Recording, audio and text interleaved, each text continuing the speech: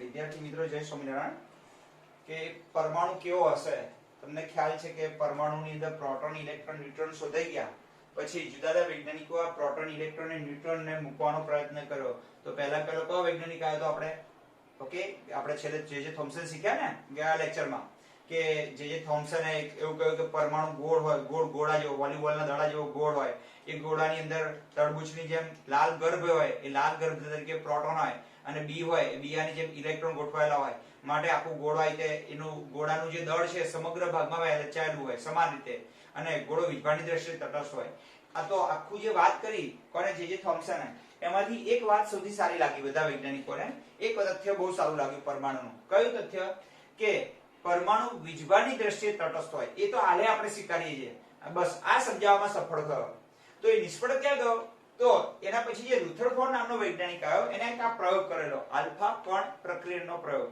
અને એ પ્રયોગના જે અવલોકનો મળ્યા એ સમજાવવામાં નિષ્ફળ ગયો તો પહેલા તો આપણે પ્રયોગ સમજીએ આ કોની મર્યાદા બોલી રહ્યો છું જે થોમ્સનની જે થોમ્સનની એક મર્યાદા હતી કઈ મર્યાદા હતી કે એને જે પ્રયોગ કરેલો કયો પ્રયોગ આ પ્રયોગનું નામ છે આલ્ફા કણ પ્રક્રિયાનો પ્રયોગ આ પ્રયોગના તમને અવલોકનો મળે એ અવલોકનો આવા કેમ મળે છે એ સમજાવવું હોય તો જે થોમ્સનના પરમાણુના નમૂનાથી સમજાવી શકાતું નથી ખબર પડી ગઈ આ પ્રયોગના જે પરિણામ મળે છે આપણને અવલોકનો છેલ્લે જે મળે છે અવલોકનો આમાં જે તમને જો ઓબ્ઝર્વેશન જોવા મળશે એ ઓબ્ઝર્વેશન સમજાવવું હોય કે આવું કેમ થાય છે તો આપણે કયા નમૂનાથી ના સમજાવી શકીએ જે થોમ્સનને જે કહ્યું એ પ્રમાણે પરમાણુના નમૂનો વિચારીએ તો આ પ્રયોગના જે અવલોકનો મળે છે છેલ્લે એ સમજાવી શકાતા નથી જો એ પ્રમાણે પરમાણુ હોય તો એટલે ખબર પડી હજુ છેલ્લી વાર બોલું ફાઇનલી જો જે થોમ્સને પરમાણુ વિશે જે ખ્યાલ આપ્યો કે પરમાણુ આવો હશે એ પરમાણુ લઈ એ પરમાણુ એવો હશે એવો ખ્યાલ રાખી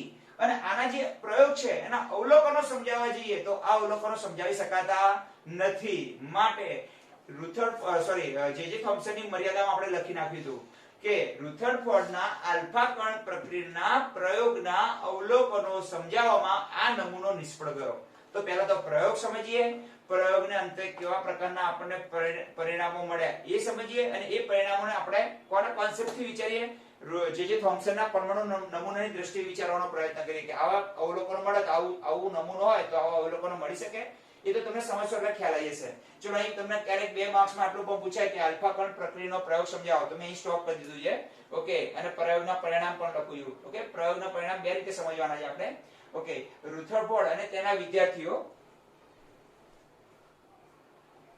ઓકે રુથરફોર્ડ અને તેમના વિદ્યાર્થીઓ હેન્સ ગાઇગર અને આર્નેસ્ટ મસ્ટરને ઓકે સોનાના પાતળા વરખ પર આલ્ફા કણોનો મારો ચલાવ્યો ઓકે હવે જુઓ આ એક સોર્સ છે જ્યાં રેડિયોએક્ટિવ પદાર્થ ભરેલો છે દેખાય છે તમને અને જેમાંથી આલ્ફા કણો નીકળી રહ્યા છે શક્તિશાળી આલ્ફા કણો એમાંથી ઓટોમેટિક નીકળે ખ્યાલ આવી ગયો ને આપણે હીરો હોય એમાંથી કેમ પ્રકાશ આવતો હોય છે એમ આમાંથી આ પદાર્થ છે એ રેડિયોએક્ટિવ પદાર્થ ભરવામાં આવે છે અને એમાંથી કયા કણો નીકળે છે આલ્ફા કણોને એક શીશાની પ્લેટ ઉપર પાડવામાં આવે છે અને વચ્ચે શું રાખવામાં આવે છિદ્ર એટલે છિદ્રમાંથી આલ્ફા કણોનું એક બીમ એટલે એક પ્રકાશનું પુંજ ઓકે અહીંયા રેડ કલર થી જે મેં બતાવી છે ને એ સોનાની વરખ છે વરખ કેવું હોય એકદમ પાતળું હોય તમને ખબર હોય તો આપણે આપણે કાજુ કતરી ઉપર ચાંદીનું વરખ આવતું હોય એકદમ પાતળું હોય કહે છે ને એવું સોનાનું વરખ હોય કેટલા નેનોમીટર જાડા વાળા તો 100 નેનોમીટર અને એની પર અહીંથી નીકળતા આલ્ફા કણોનો મારો ચલાવવામાં આવ્યો ઓકે તો રુથરફોર્ડ અને તેના વિદ્યાર્થીઓ હેન્સ ગાઇગર અને આર્નેસ્ટ મસ્ટરે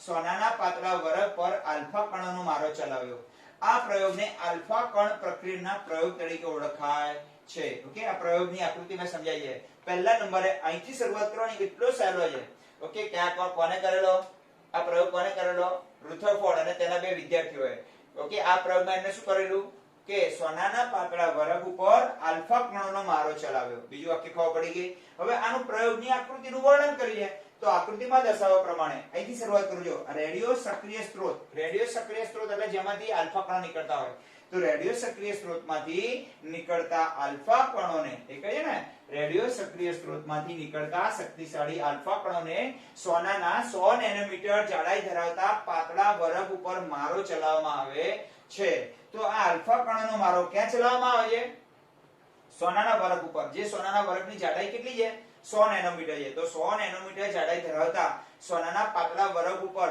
મારો ચલાવવામાં આવે છે. કોનો? આલ્ફા કણોનો મારો અહીં ચલાવવામાં આવે છે સોનાના પાતળા વરખ ઉપર. ઓકે, આગળ વાંચીએ. સોનાના પાતળા વરખની ફરતે વર્તુળાકાર માર્ગે ઝિંક સલ્ફાઇડનો પ્રસ્ફુરણ પડદો રાખવામાં આવે છે. હવે આમ આ પ્રકારનો પડદો હોય, મારા હાથ દેખાય છે ને, આ હાથ, આટલો હાથ તમે વિચાર લો તો આમ પડદો હોય, આમ આ રીતે આમ ગોળ પડદો હોય, જેમ આપણે ચાની કીટલી હોય એમાં ઓલો ગેસ વચ્ચે હોય ની આજુબાજુમાં કાપેલું પતરું રાખેલું હોય ને, એમ સમજી લો આવો પડદો હોય. આમ આ પડદો શેનો બનેલો હોય? ઝિંક સલ્ફાઇડનો, ZnS નો. કેમ એ રાખવામાં આવે? કારણ કે આમાંથી જે આલ્ફા કણો સોનાના વરખ ઉપર પડવાના, એ સોનાના વરખમાંથી અથડાઈને બહાર પણ નીકળી જવાના, કારણ કે એટલા શક્તિશાળી હોય છે કે અંદરથી ક્યાં નીકળી જાય? બહાર નીકળી જાય. કેમ કોઈ તમે સાયકલ જતા હોય રીતના ઢગલામાંથી તમે પસાર તો થઈ જાવ, તો તમારી સ્પીડ કે પડી જાય? ધીમી. બહાર તો નીકળી જાય કે ન નીકળી જાવ? નીકળી જાવ. તો સોનાના વરખમાંથી બહાર નીકળ્યા પછી કઈ દિશામાં ગયા છે એ જાણવા માટે આજુબાજુમાં ઝિંક સલ્ફાઇડનો પ્રસ્ફુરણ પડદો રાખવામાં આવે છે. આ પ્રસ્ફુરણ પડદા સાથે જે જગ્યાએ આલ્ફા કણ અથડાય, જે જગ્યાએ શું અથડાય? આલ્ફા કણ અથડાય, ત્યાં નાનો ઝબકારો થાય. શું થાય? ત્યાં નાનો ઝબકારો થાય. ઓકે, આથી એને પ્રસ્ફુરણ પડદો કહેવામાં આવે છે ઝિંક સલ્ફાઇડનો. જ્યારે પણ આલ્ફા કણ પડદા સાથે અથડાય છે ત્યારે પ્રકાશનો નાનો ઝબકારો થાય છે. ખબર પડી ગઈ આખી વસ્તુ?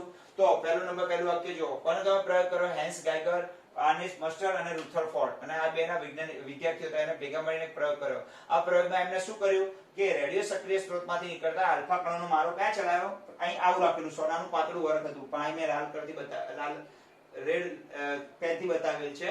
સોનાના પાતળા વરખ ઉપર મારો ચલાવ્યો. ઓકે, અને એ સોનાના પાતળા વરખની આજુબાજુમાં ઝિંક સલ્ફાઇડનો પ્રસ્ફુરણ પડદો રાખ્યો.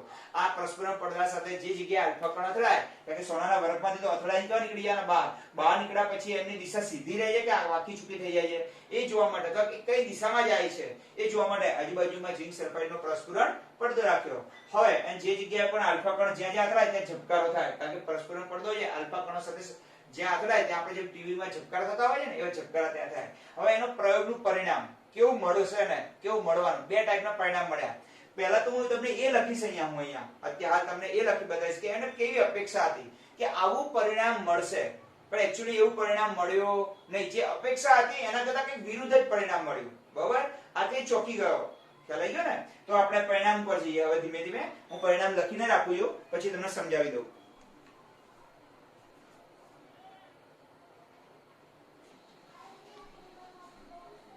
વિદ્યાર્થી મિત્રો, આ પ્રયોગનું પરિણામ, ઓકે, આવું પરિણામ મળશે તેવી અપેક્ષા હતી. જો આ બે પ્રકારના એને આગાહી કરી હતી કે આવું પરિણામ મળશે.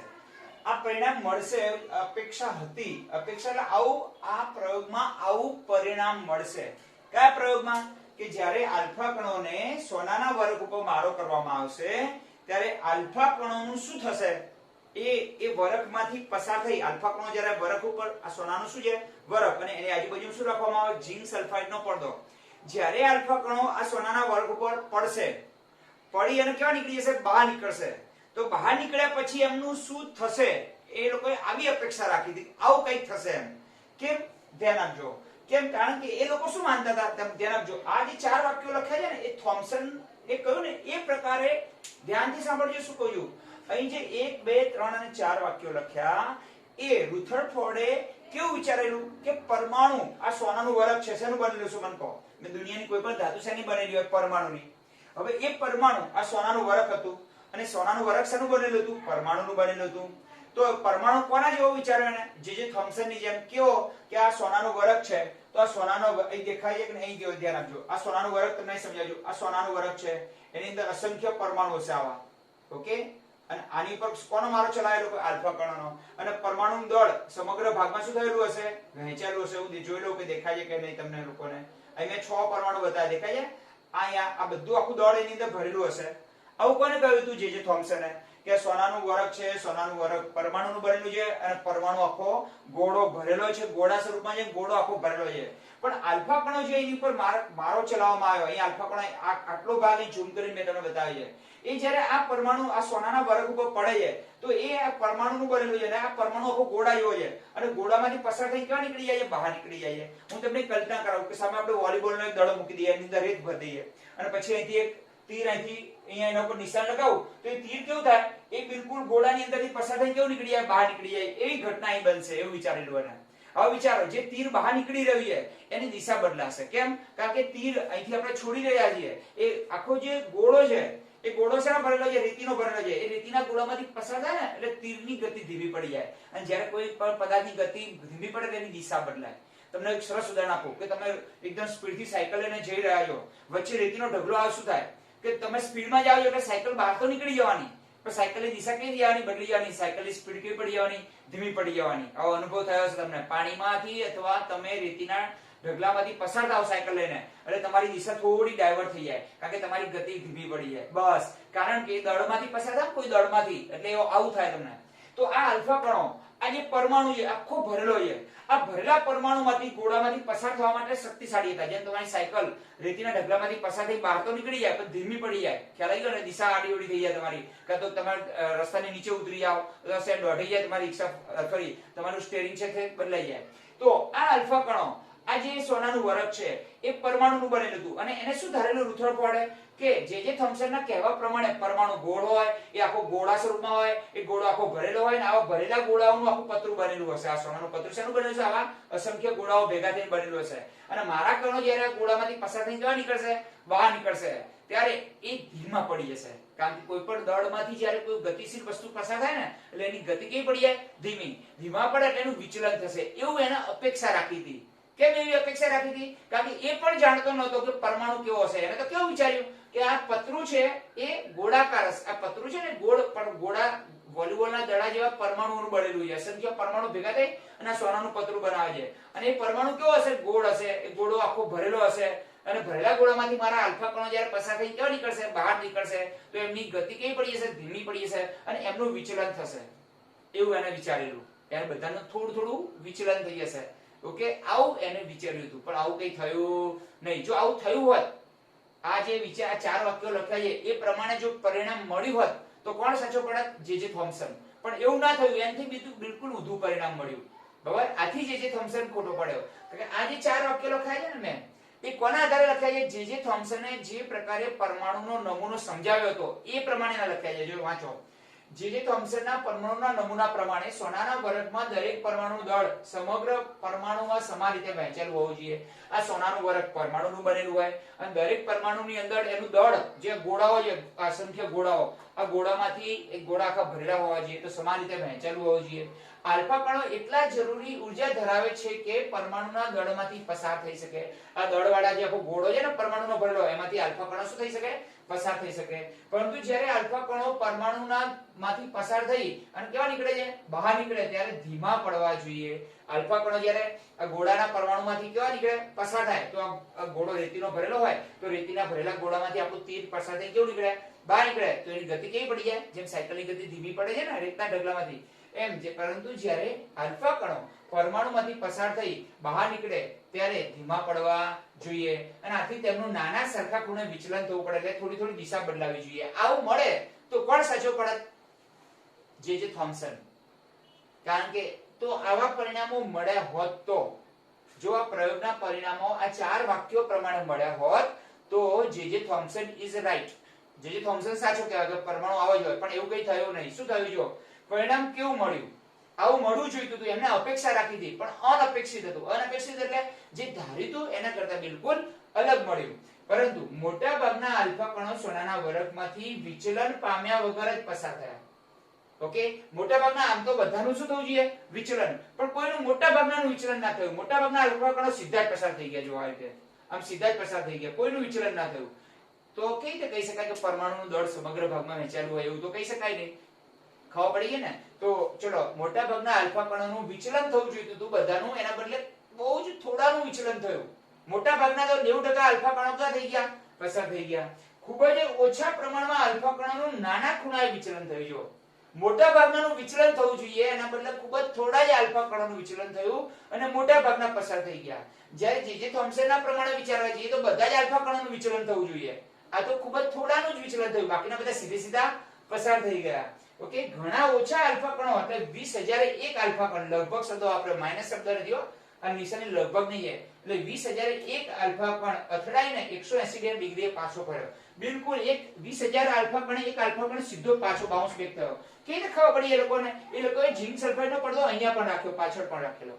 તો કેટલાક આલ્ફા કણો સીધા અથડાઈને પાછા આયા, અહીંયા રાખીએ ઝિંક સલ્ફાઇડનો પડદો, તો ત્યાં ખબર પડી જાય. પ્રયોગ જ્યાંથી ગોઠવણી હોય કે ત્યાં પણ ઝબકારો થયો, આલ્ફા કણો આગળ મોકલતા હતા અને કોક ઝબકારા પાછળ પણ થતા. આ જોઈને બહુ ચોંકી ગયા લોકો કે આવું આખું તો ઊંધું થઈ રહ્યું યાતો કે. ચલો જે થોમ્સને એવું કહ્યું આ બધા પરમાણુ છે, આ સોનાનું વર્ગ પરમાણુનું બનેલું છે, એ પરમાણુ આખો ભરેલો છે, એનું દળ સમગ્ર ભાગમાં વહેંચાયેલું છે. જ્યારે આલ્ફા કણો આ દળમાંથી પસાર થઈને બહાર આવે તો એમની ગતિ ધીમી પડે અને એમની દિશા બદલાઈ જાય. ઓકે, આવું થવું જોઈએ, પણ કોઈની દિશા બદલાઈ નહીં, બધા સીધા જ પસાર થઈ ગયા. કેવા પસાર થઈ ગયા? સીધા. જે વિચાર્યું એના કરતા ઊંધું મળ્યું. મોટા ભાગના આલ્ફા કણો સીધા પસાર થઈ ગયા. ખૂબ જ થોડા આલ્ફા કણોનું વિચલન થયું અને એક તો એક વિચિત્ર ઘટના બની. એક દિવસ એ લોકોએ ઝિંક સલ્ફાઇડનો પડદો પાછળ પણ રાખ્યો તો ત્યાં પણ ઝબકારો થયો. એટલે 20,001 આલ્ફા કણ બિલકુલ સીધો અથડાઈને પાછો પડ્યો. આવું પરિણામ મળ્યું. આવું શું મળ્યું? પરિણામ. આવું પરિણામની અપેક્ષા હતી. કોના નમૂના પ્રમાણે? જે થોમ્સને વિચાર્યું એ પ્રમાણે વિચારીએ તો આવું પરિણામ મળે, પણ એનાથી બિલકુલ વિરુદ્ધ પરિણામ મળ્યું. એટલે જે થોમ્સન આ પરિણામ મળી ગયો અને આ પરિણામને સમજાવવામાં નિષ્ફળ ગયો કે જે થોમ્સનના પ્રમાણે એ પરમાણુ દળ સમગ્ર ભાગમાં વહેંચાયેલું હોય અને પરમાણુ આખો ભરેલો હોય તો મોટા ભાગના આલ્ફા કણોનું વિચલન થવું પડે. એના બદલે મોટા ભાગના આલ્ફા કણો ક્યાં થઈ ગયા? એ દળમાંથી સીધા જ વિચલન પામ્યા વગર પસાર થઈ ગયા. અને ખૂબ થોડાનું વિચલન થવું જોઈએ, સોરી ખૂબ જ થોડા પસાર થવું પડે અને બધા પસાર થઈ ગયા. અને વધુ વિચલન થવું પડે એના બદલે ખૂબ થોડાનું વિચલન થયું અને ક્યારેક તો સીધો અથડાઈને પાછો ફર્યો. તો આ બધા આના આધારે હવે વિચારવાનું છે. આના આધારે વિચારવાનું નથી, આના આધારે વિચારો. આ પ્રયોગના પરિણામ મળ્યા છે ને, આવું પરિણામ મળ્યું, એના આધારે વિચારીએ કે પરમાણુમાં આવો હોવો જોઈએ. તો ઉપરના અવલોકનના આધારે રુથરફોર્ડે પરમાણુના નમૂના અંગે નીચેના તારણો કાઢ્યા. ખબર પડી? નિર્ણય, એના પછી નિર્ણય લીધો કે પરમાણુમાં આવું હોવું જોઈએ. કોના આધારે નક્કી કર્યું? આ 3 વાક્યોના આધારે. દેખાય છે? ચલો પહેલું વાક્ય જોઈએ કે મોટાભાગના આલ્ફા કણો સોનાના વર્ગમાંથી વિચલન થયા વગર પસાર થયા. વિચલન થયા વગર ક્યાં થઈ ગયા? પસાર થયા. એટલે મોટા ભાગની જગ્યા કેવી હોવી જોઈએ? ખાલી હોવી જોઈએ પરમાણુમાં. હું એક આકૃતિ દોરીને અહીંયા રાખું છું. જો આ આપણા માટે આ 4 વાક્ય યાદ રાખજો તમે કે પરમાણુ નમૂના પ્રમાણે સોનાનું વર્ગ પરમાણુનું બનેલું હોય અને પરમાણુ દળ સમગ્ર ભાગમાં વહેંચાયેલું હોય. આલ્ફા કણો આ દળમાંથી પસાર થવા એટલી ઉર્જા ધરાવતા હતા. ઓકે, પરંતુ આ દળમાંથી જ્યારે પસાર થઈ બહાર નીકળે તો એમની ગતિ ધીમી પડે અને એમનું થોડા નાના ખૂણે વિચલન થવું જોઈએ. બધા જ આલ્ફા કણોનું વિચલન થવું જોઈએ, પણ મોટા ભાગના આલ્ફા કણો વિચલન પામ્યા વગર સીધા પસાર થઈ ગયા. જે ધાર્યું એના કરતા ઊંધું થયું. ખૂબ જ થોડા આલ્ફા કણોનું વિચલન થયું અને 20,001 આલ્ફા કણ બિલકુલ અથડાઈને સીધો જ પાછો આવ્યો 180 ડિગ્રીએ. કોઈ દડો આપણે દિવાલ સાથે અથડાઈએ તો સીધો કેવો આપણે હાથમાં આવે ને, આ તો 3 આવું જોવા મળ્યું. આ એનું પરિણામ મળ્યું. પ્રયોગનું શું મળ્યું? પરિણામ. અને એના ઉપરથી એને વાક્યો આપ્યા કે પરમાણુમાં આવું હોવું જોઈએ.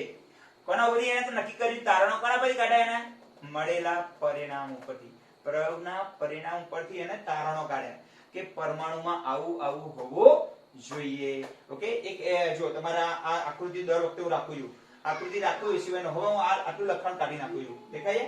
ઓકે, હવે આ 3 વાક્યોને સમજાવવા માટે તારણો લખું છું. 2 તો લખ્યા છે, ત્રીજી તારણ લખી નાખું. પછી 3 તારણો, આ પરિણામ ઉપરથી તારણો સમજાવું અને છેલ્લે નમૂનો આપું તમને. તો પરિણામમાં 2 ટાઈપના તમારા પરિણામ લખવાના. કેવું પરિણામ મળવાની અપેક્ષા હતી, એના બદલે કેવું પરિણામ મળ્યું. પરિણામ, આ પરિણામ ઉપરથી એને સમજૂતી કેવી આપી કે પરમાણુમાં અંગે કેવા તારણો રજૂ કર્યા. તો એના પછી એના તારણો આવે અને તારણો પછી એનો નમૂનો તમારે આવો નમૂના વિશે લખવાનું છે રુથરફોર્ડના. ઓકે, એટલે 4 ભાગમાં 5 ભાગમાં ડિવાઈડ થયેલી થિયરી છે. પહેલા આલ્ફા કણ પ્રક્રિયાનો પ્રયોગ, એની સમજૂતી, પછી પરિણામો, કેવા પરિણામોની અપેક્ષા હતી, કેવા પરિણામો મળ્યા, તો પરિણામો 2 ભાગમાં વહેંચી નાખવાના. પછી તારણો ઉપરથી નમૂનો બનાવવાનો અને પછી એની મર્યાદા આવશે. ઓકે, આટલું ભણો એટલે તમને ખ્યાલ આવે. જો વૈજ્ઞાનિકો કેટલા બધા એલર્ટ હતા, બરાબર, કે આ પ્રયોગના અંતે હવે એને તારણો આપ્યા. હું એક અહીં આકૃતિ દોરી રાખું છું અને ત્રીજું વાક્ય લખી રાખું છું, બરાબર, અને આ 3 વાક્યો રાખું છું. તમારી રીતે તમે થિયરી થોડી થોડી લખતા જજો, બરાબર.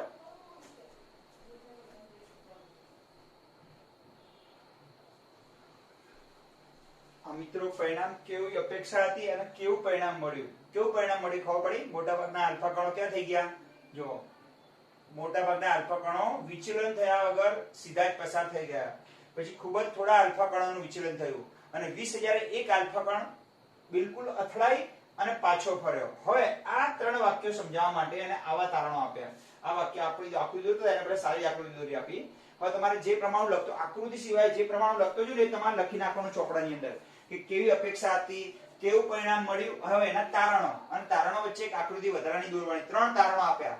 ત્રણ પરિણામો પૈકી કેટલા પરિણામો? ચલો 3 તારણો આપ્યા. મોટાભાગના આલ્ફા કણો સોનાના વરખમાંથી વિચલન પામ્યા વગર સીધા પસાર થઈ ગયા. આ શું છે? સોનાનું વરખ છે. દેખાય છે તમને આ રીતે? એને મેં ઝૂમ કરીને બતાવી દઉં. આ સોનાનું વરખ છે કે જેના પર કોનો મારો ચલાવ્યો તો? આલ્ફા કણોનો. આ સોનાના વરખને મેં અહીં બતાવી છે રેડ કલરથી, અને એના પરમાણુ પર બતાવે છે. તો આવું પરમાણુ હોવું જોઈએ બંધારણ. ઓકે, આવું પરમાણુનું બંધારણ હોવું જોઈએ, તો જ આવા પરિણામો મળે, નહીતર મળે નહીં. મોટાભાગના આલ્ફા કણો સોનાના વરખમાંથી વિચલન પામ્યા વગર સીધા પસાર થઈ ગયા. એના આધારે થઈ ગયું કે મોટા ભાગના આલ્ફા કણો વિચલન પામ્યા વગર પસાર થઈ જવાથી પરમાણુમાં મોટો વિસ્તાર ખાલી હોવો જોઈએ, એટલે પરમાણુ પોલ હોવો જોઈએ. કોને આવું કહ્યું? રુથરફોર્ડ. જ્યારે જે થોમ્સને શું કહ્યું હતું? પરમાણુ આખો ભરેલો હોવો જોઈએ. ઓકે, અને એનું દળ સમગ્ર ભાગમાં વહેંચાયેલું હોવો જોઈએ. જ્યારે આ શું કહે છે? પરમાણુ આખો પોલો હોવો જોઈએ. આથી એના ખાલી ભાગમાંથી જે આલ્ફા કણો પસાર થાય, આ પતરું મેં અહીં બતાવી, આ લાલ કણનું પતરું અહીં બતાવી દેખાય. આ લાલ કણનું પતરું એના પરમાણુ છે. એક્ચ્યુઅલી આમ નહીં, આમ ઊભું સમજવાનું તમારે. ખ્યાલ આવ્યો? આ તો મેં આડું બતાવ્યું, તમારે શું સમજવાનું? ઊભું. એટલે આલ્ફા કણો, મોટા ભાગના આલ્ફા કણો પસાર થઈ ગયા ને, એટલે શું કે પરમાણુમાં મોટા ભાગની જગ્યા ખાલી હોવી જોઈએ, એટલે પરમાણુ પોલો હોવો જોઈએ. ચલો ખબર પડી? એટલા માટે મોટા ભાગના આલ્ફા કણો ગયા થઈ જાય, પસાર થઈ જાય. ચલો, ખૂબ જ થોડા આલ્ફા કણોનું વિચલન થયું. કેમ થયું એ સમજાવું. ચલો, ધનભાર ધરાવતા થોડા આલ્ફા કણો વિચલન થયા. આલ્ફા કણો ધન વીજભાર ધરાવે છે. કેવો વીજભાર ધરાવતા હોય છે? ધન વીજભારિત કણો છે. આ જે આલ્ફા કણો આવી રહ્યા છે ને, એ બધા ધન વીજભારિત કણો છે. જે આ મેં રેડ અક્ષર વડે, રેડ લાઈન વડે બતાવી, આલ્ફા કણોનો આલ્ફા કણોની ગતિ બતાવી મેં. ઓકે, અને ધન વીજભાર ધરાવતા હોય. ચલો, આ વિચલન ખૂબ મોટા અપાકર્ષણ બળને કારણે થતું હોવું જોઈએ. હવે બીજું વાક્ય સમજાવે છે કે આલ્ફા કણો ધન વીજભારિત હોય છે અને વિચલન માટે જવાબદાર અપાકર્ષણ બળ હતું. કેવું અપાકર્ષણ બળ? કે જે થોમ્સને કહ્યું હતું કે પરમાણુની અંદર ધન વીજભાર સમગ્ર ભાગમાં વહેંચાયેલો હશે. બરોબર? જો આ વસ્તુ બીજું વાક્ય સમજાવ્યું. તો આને એવું કહ્યું કે ધન વીજભાર સમગ્ર ભાગમાં નહીં વહેંચાયેલો હોય, ખૂબ જ નાના ભાગમાં કેન્દ્રિત થયેલો હશે. બધો ધન વીજભાર નાના પ્લસ અહીં ભેગા કરી નાખું. જો આ બધા ભાગમાં નહીં વહેંચાયેલો હોય, એવું બધા ભાગમાં વહેંચાયેલો હશે એવું તો જે થોમ્સને કહ્યું હતું. જે રુથરફોર્ડ શું કહે છે? પરમાણુનો ધન વીજભાર આખા ભાગમાં ફેલાયેલો હોતો નથી, પણ એના કેન્દ્રમાં નાના ભાગમાં એક સંકેન્દ્રિત એટલે ભેગો થયેલો હોય છે.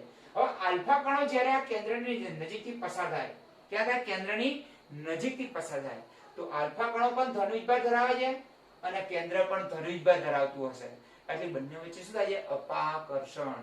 અપાકર્ષણ થાય એટલે કોઈ માણસ આપણે દોડતો જતો હોય ને આપણે ધક્કો મારી લઈને દિશા બદલાય કે ન બદલાય? તો જે આલ્ફા કણો બિલકુલ કેન્દ્રની નજીકથી પસાર થતા હતા, બરોબર? દેખાય છે તમને? જે આલ્ફા કણો આ કેન્દ્રથી નજીક પસાર થતા એનું આ વિચલન થતું હતું. જો વિચલન થયું દેખાય છે તમને?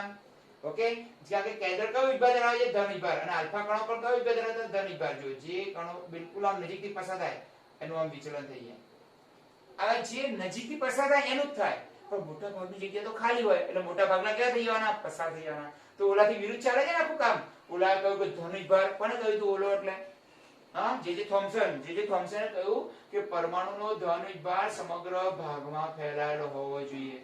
જ્યારે આને કહ્યું કે બધો ધન વીજભાર ખૂબ નાના ભાગમાં કેન્દ્રિત થયેલો હોવો જોઈએ અને પરમાણુ પોલો હોવો જોઈએ. જ્યારે આલ્ફા કણો આ પોલા ભાગમાંથી પસાર થાય તો સીધા પસાર થઈ જશે, અને મોટા ભાગના આલ્ફા કણો તો સીધા પસાર થઈ ગયા. પણ જે આલ્ફા કણો આ કેન્દ્રની નજીકથી પસાર થાય એ અને આ આલ્ફા કણો વચ્ચે અપાકર્ષણ થાય. અપાકર્ષણને કારણે એનું વિચલન થાય. દેખાય છે ને? ધન વીજભાર ધરાવતા થોડા આલ્ફા કણોનું શું થયું? વિચલન થયું. આ વિચલન ખૂબ મોટા અપાકર્ષણ બળને કારણે થતું હોવું જોઈએ, જેથી કહી શકાય કે ધનભાર થોમ્સનના નમૂના પ્રમાણે બધે પ્રસરેલો હોતો નથી, પરંતુ ખૂબ જ નાના કદમાં સંકેન્દ્રિત થયેલો હોવો જોઈએ. અને આલ્ફા કણોનું અપાકર્ષણ આ વિચલન કરે છે. ખબર પડી ગઈ ને? આલ્ફા કણોનું અપાકર્ષણ તથા વિચલન કરે છે. કોણ? આ કેન્દ્ર કરે છે. ખબર પડી ગઈ? જો આ બધો ધન વીજભાર ખૂબ નાના ભાગમાં સંકેન્દ્રિત થયેલો હોવો જોઈએ. જે આલ્ફા કણો આ કેન્દ્રની નજીકથી પસાર થાય તો કેન્દ્ર અને આલ્ફા કણો વચ્ચે અપાકર્ષણ થાય, અને અપાકર્ષણને કારણે એ આલ્ફા કણોનું વિચલન થાય. હવે ત્રીજો ભાગ. હવે ખૂબ જ થોડા આલ્ફા કણો એટલે ઓછા, એટલે 20,001 આલ્ફા કણ બિલકુલ અથડાઈને પાછો ફરે. 20,001 આલ્ફા કણ બિલકુલ અથડાઈને કેવો ફર્યો? પાછો ફર્યો. હવે જો 20,000 એટલે આ આંકડા ગણતરીઓને કરેલી. આ ગણતરી પરથી સરસ એક વાક્ય આપ્યું કે પરમાણુના કુલ કદની સરખામણીમાં, પરમાણુનું આજે કુલ કદ ગણી, આખું કદ, પરમાણુના કુલ કદની સરખામણીમાં એના કેન્દ્રનું કદ બહુ જ નાનું હોવું જોઈએ. કારણ કે જે આલ્ફા કણ સીધો જ કેન્દ્ર સાથે અથડાય એ બિલકુલ અથડાઈને પાછો આવતો, કારણ કેન્દ્ર ભારે હોય. માનો કે મારી સામે કોઈ લોખંડનો ગોળો પડે છે, એની સાથે પ્લાસ્ટિકની દડી નાખું, શું થાય? લોખંડનો ગોળો ભાગી જાય કે પ્લાસ્ટિકની દડી પાછી આવી જાય? લોખંડનો ગોળો તો લટકાયેલો ત્યાં ને ત્યારે, કોણ પાછું આવે? બિલકુલ અથડાઈને પ્લાસ્ટિકની દડી આવે. કારણ કે આલ્ફા કણ કરતા પણ કેન્દ્ર ખૂબ જ ભારે હતું. આલ્ફા કણ કરતા તો કેન્દ્ર કેવું હતું? ખૂબ જ ભારે હતું. આથી કેન્દ્ર જે આલ્ફા કણો કેન્દ્ર સાથે અથડાય એ અથડાઈને એટલે કેવા આવતા હતા? પાછા આવી જતા હતા. પણ એવા આલ્ફા કણોની સંખ્યા કેટલી હતી? 20,001. જો મોટું આ 20,000 માં 10,000 પાછા આવતા હોત તો મોટું કેન્દ્ર હોત. કારણ કે પાછા આવતા આલ્ફા કણો કયા હતા? જે કેન્દ્ર સાથે અથડાતા હતા એ જ હતા. એની સંખ્યા 20,000 કેટલી થઈ ગઈ? 1 થઈ ગઈ. તો પરત ફરતા આલ્ફા કણોની સંખ્યા બહુ ઓછી હતી અને બહુ ઓછી હોવાને કારણે કેન્દ્ર બહુ નાનું હોવું જોઈએ. ખબર પડી ગઈ? જો વધુ પાછા આવતા હોત તો કેન્દ્ર કયા પાછા આવતા હતા? જે કેન્દ્ર સાથે અથડાતા હતા એ. અને કેન્દ્ર સાથે અથડાવાળા આલ્ફા કણોની સંખ્યા કેવી હતી? બહુ ઓછી હતી. ઓકે, આથી રુથરફોર્ડ ની ગણતરી પરથી દર્શાવ્યું કે કેન્દ્ર દ્વારા રોકાયેલું કદ, કેન્દ્ર દ્વારા રોકાયેલું કદ પરમાણુના કુલ કદની સરખામણીમાં નહિવત છે. ખબર પડી ગઈ? એટલે કેન્દ્ર બહુ જ નાનું હોવું જોઈએ. ચલો, પરમાણુની ત્રિજ્યા 10 મીટર છે, જ્યારે કેન્દ્રની ત્રિજ્યા 10 - 15 મીટર, એટલે ઓછી કહેવાય. 10 - 10 વધારે કહેવાય. ખબર પડી ગઈ ને? કદના તફાવત પરથી કહી શકાય કે કેન્દ્રને ક્રિકેટનો દડો માની લઈએ. ક્રિકેટ રમતા હોય આપણે, એને દડાને શું કહી દઈએ? કેન્દ્ર કહીએ. તો ક્રિકેટના મેદાનની વચ્ચોવચ આપણે શું મૂકી દઈએ? એક દડો. તે દડો કેન્દ્ર ગણાય. અને એ ક્રિકેટનું મેદાન 5 કિલોમીટર વિસ્તારમાં ફેલાયેલું હોય. જે દેખાય છે ને, ક્રિકેટના દડાના કેન્દ્ર માનીએ તો 5 કિલોમીટર જેટલી હોય ત્રિજ્યા. પરમાણુની ત્રિજ્યા કેટલી હોય? તો આ જે મેદાન છે ને એ 5 કિલોમીટર લાંબુ હોય. એવું વિચારો તમે, કેટલા કિલોમીટર? 5 કિલોમીટર. એટલે G0 થી લઈ અને G5 સુધી એ 5 કિલોમીટર થયું. એટલો વિસ્તાર વાળું, એટલો વ્યાસ વાળું તમે એક ત્રિજ્યા દોરો, એ કેન્દ્રમાં મૂકો અને વચ્ચોવચ્ચ ક્રિકેટનો દડો મૂકો. વિચારો કેવડું મોટું, કે આખું ગાંધીનગર આવી ગયું. એનો અર્થ થાય કે ગાંધીનગર જેવડું તમે જ્યારે મેદાન હોય ત્યારે ગાંધીનગરના વચ્ચોવચ્ચ નાનકડો તમે ક્રિકેટનો દડો મૂકી દો, એ કેન્દ્ર, એટલું કેન્દ્ર નાનું હોય અને એમાં ધન વિભાગ ભરાયેલો હોય. ખબર પડી કે ના પડી? કેવડું વિસ્તાર? ગાંધીનગર જેવડું પરમાણુ વિચારીએ આપણે. ગાંધીનગર જેવડો પરમાણુ હોય ધારો કે, તો એનું કેન્દ્ર કેવડું હોય? ક્રિકેટના નાના દડા જેવું. વચ્ચોવચ્ચ મૂકી દો તમે. બસ સ્ટેન્ડ ના આપણે જે ભાઈ G3 બસ સ્ટેન્ડ છે ને આપણું, બસ ત્યાં જે તમે એક કેન્દ્ર, એક નાનો દડો વચ્ચે ત્યાં સર્કલ ઉપર મૂકી દો અને આખા ગાંધીનગરને પરમાણુ કહો, તો આખો ગાંધીનગર એ પરમાણુ અને G3 મૂકેલું નાનકડો દડો એ એનું કેન્દ્ર. એટલું નાનું હોય કેન્દ્ર, કારણ કે આ સંખ્યા બહુ ઓછી હતી. તો રુથરફોર્ડે ગણતરી પરથી દર્શાવ્યું કે આ ત્રીજા આવા આંકડા ઉપરથી શું કહ્યું એને? કે કેન્દ્ર દ્વારા રોકાયેલું કદ પરમાણુના કુલ કદની સરખામણીમાં બહુ ઓછું હોય. પરમાણુ ત્રિજ્યા 10 - 10 હોય તો કેન્દ્રની ત્રિજ્યા 10 - 15 હોય. એટલે પરમાણુના જો 10 - 15 ભાગ્યા 10 - 10 કરો તો જવાબ આવશે 10 ની 5. એટલે 1 લાખ, એકમ, દશક, 100, 1000, 10,000 ને લાખ. 5 મિનિટ આવી ગયા. ઓકે, તો આને લાખ ટુકડા કરો ને, કેટલા ટુકડા કરી નાખીએ? 1 લાખ ભાગ પાડી દેવાના, તો 1 ભાગ જેટલું કેન્દ્ર હોય. એવું થયું 1 લાખમાં ભાગનું કેન્દ્ર હશે. કેટલું હશે? 1 લાખમાં ભાગનું કેન્દ્ર હોય પરમાણુના કુલ કદની સરખામણીમાં. તો આટલું નાનું કેન્દ્ર હોય. તો ચલો, તારો મોટા ભાગના આલ્ફા કણો પસાર થઈ ગયા. તો પરમાણુમાં મોટા ભાગની જગ્યા ખાલી હોવી જોઈએ અથવા પરમાણુ પોલો હોવો જોઈએ. ખૂબ જ થોડા આલ્ફા કણોનું વિચલન થયું. એ વિચલન માટે જવાબદાર હતું પરમાણુનું કેન્દ્ર. જ્યારે ધનુષભાર ધરાવતા આલ્ફા કણો આ પરમાણુના કેન્દ્ર નજીકથી પસાર થાય, ધનુષભાર સમગ્ર ભાગમાં ફેલાયેલો ના હોય, ખૂબ જ નાના ભાગમાં સંકેન્દ્રિત થયેલો હોય, જેને પરમાણુનું કેન્દ્ર કહીએ. અને કેન્દ્રની નજીકથી જે આલ્ફા કણ પસાર થાય એ પરમાણુનું કેન્દ્ર અને આલ્ફા કણ વચ્ચે અપાકર્ષણ થાય, કારણ કે બંનેનો ધન વિભાગ ધરાવે છે. આથી એમનું વિચલન થાય. અને 20,001 પાછો ફર્યો, એના ઉપરથી એને તારણ આપ્યું કે પરમાણુના કુલ કદની સરખામણીમાં પરમાણુના કેન્દ્રનું કદ બહુ નાનું હોવું જોઈએ, કારણ કે બહુ ઓછા અથડાઈને પાછા ફરે છે. કેટલા પાછા ફરતા? જે અથડાતા. તો આના પછી એને આવા તારણો કાઢ્યા. ખબર પડી ગઈ? અને હવે એનો નમૂનો આપીએ કે ફાઇનલ એને 3 વાક્યો આપ્યા કે પરમાણુ આવો હોવો જોઈએ. પરમાણુ આવો હોવો જોઈએ. તો તમે જે લખ્યું હતું ને એ પરિણામ કેવું, આના પહેલા મેં શું લખ્યું હતું અહીંયા? પરિણામ કેવું મળશે, પછી પરિણામ કેવું મળ્યું અને એના પછી તારણો આયા. ઓકે, તો તારણો પછી એનો પરમાણુનો નમૂનો, છેલ્લું 5-6 વાક્ય લખી નાખ્યું. શું હશે? પરમાણુનો નમૂનો. કોને આપે? તો રુથરફોર્ડે, કે આવો હોવો જોઈએ. જે સૌથી શ્રેષ્ઠ, એને કેન્દ્રીય નમૂનો કહેવામાં આવે છે. તમને MCQ ઘણી વાર પૂછાતો હોય છે કે કેન્દ્રીય નમૂના તરીકે કોનો નમૂનો સ્વીકારવામાં આવ્યો? રુથરફોર્ડનો નમૂનો સ્વીકારવામાં આવ્યો. ખબર પડી ગઈ? તો હું તમને છેલ્લે નમૂનો સમજાવી દઉં.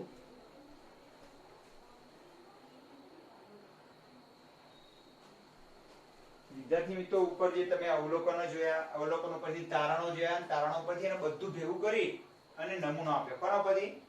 અવલોકનો અને તારણો પરથી. તો મળેલા અવલોકનો અને એના પરથી એને કાઢેલા તારણો કે મોટાભાગના આલ્ફા કણો પસાર થઈ ગયા, આથી પરમાણુ પોલો હોવો જોઈએ, ખૂબ જ થોડા આલ્ફા કણોનું વિચલન થયું, તો એમાં વિચલન માટે જવાબદાર પરમાણુનું કેન્દ્ર હોય જેની નજીકથી આલ્ફા કણ પસાર થાય, આથી અપાકર્ષણના કારણે એનું વિચલન થાય.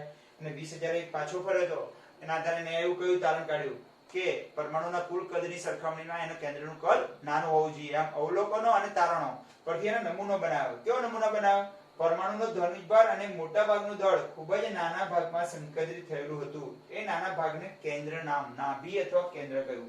તેને કહ્યું કે પરમાણુમાં મોટા ભાગની જગ્યા ખાલી હોવી જોઈએ અને એનો જે ધનભાર છે ખૂબ નાના ભાગમાં સંકેન્દ્રિત થયેલો હોય, અને આ સંકેન્દ્રિત થયેલા ભાગને કીધું પરમાણુનું કેન્દ્ર. તો ઇલેક્ટ્રોન ક્યાં હોય? ઓલા શું કહ્યું? આ કોનો નમૂનો? રુથરફોર્ડ. જે ફંક્શન શું કહ્યું કે ધનભાર સમગ્ર ભાગમાં વહેંચાયેલો હોય. જો એકબીજાથી વિરુદ્ધ ચાલે છે. આ બંને નમૂના આપે. ચલો બીજું વાક્ય વાંચો.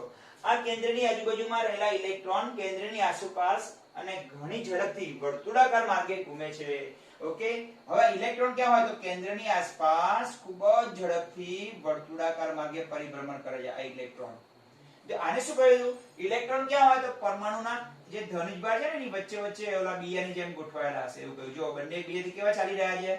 એકબીજાથી બિલકુલ વિરુદ્ધ ચાલી રહ્યા છે. દેખાય છે તમને? આ જે થોમ્સન અને રુથરફોર્ડ.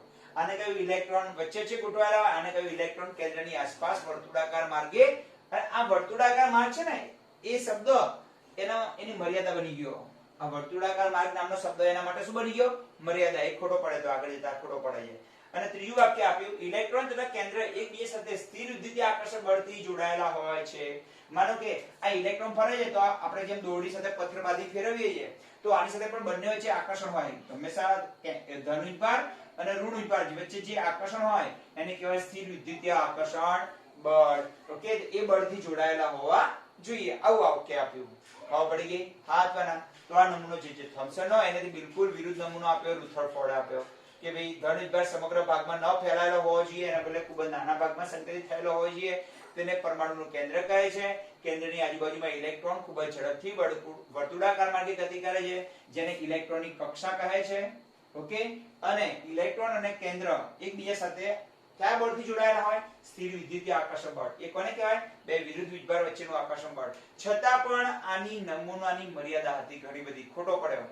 પછી તમે કોઈ વૈજ્ઞાનિક કોઈ નમૂનો આપે ને એટલે બીજા વૈજ્ઞાનિકો એ બધી રીતે સાચો છે કે નહીં એના ઉપર કામ કરતા હોય. આથી વૈજ્ઞાનિકોએ કેટલાક પ્રશ્નો પૂછ્યા રુથરફોર્ડને કે આ પ્રશ્નનો જવાબ આપ. તો એ સમજાવવામાં રુથરફોર્ડ નિષ્ફળ ગયો હતો. તો રુથરફોર્ડની મર્યાદાઓ આના પછી આપણે શીખીશું નેક્સ્ટ લેક્ચરમાં કે રુથરફોર્ડે કઈ મર્યાદાઓ હતી રુથરફોર્ડની પોતાની. બરાબર? તો આ રુથરફોર્ડનો પરમાણુનો નમૂનો તો એ 4-5 ભાગમાં વહેંચી નાખવાનો. પહેલા આલ્ફા કણ પ્રક્રિયાનો પ્રયોગ આવશે, બીજા નંબરે અવલોકનો આવશે, પરિણામ આવશે, કેવું પરિણામ મળવાનું અપેક્ષા હતી, એના બદલે કેવું પરિણામ મળ્યું, એના પછી એના કેવા તારણો આપ્યા અને તારણો ઉપર કેવો નમૂનો બનાવ્યો. ઓકે, અને હવે એની મર્યાદાઓ આવશે. શું આવશે? એની મર્યાદાઓ. જય સ્વામિનારાયણ મિત્રો, બધું તમારા ચોપડામાં લખવાનું છે વ્યવસ્થિત. બરાબર? એક પછી એક વસ્તુ તમારે જોતું જવાનું, સ્ક્રીનશોટ પાડતું જવાનું અને લખતું જવાનું.